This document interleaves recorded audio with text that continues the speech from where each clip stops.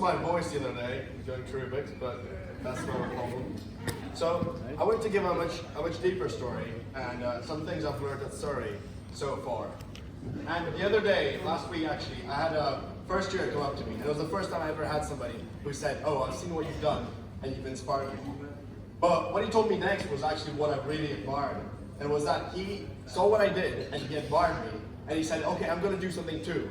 So he started doing his own small projects. And so this brings me to the point of something that I've learned at Surrey, which I didn't realize before, and it's that every big thing that we see, and every large construction, may it be a big bank, or maybe somebody who's very successful, anything to admire or aspire to, it's all made by building blocks, by trying things out, by saying, today, I'm going to try this and expose myself. Just like Connor, who's a first year, who decided to take the leap and take some risks and learn.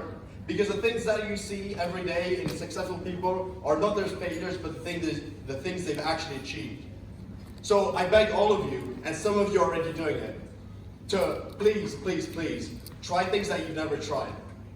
And the final analogy to really cement this point is if you look at people like Obama, Warren Buffett, whoever you look up to, Kobe Bryant, all these people, they all had role models, but they never had someone before them who was exactly like them, who took their own path.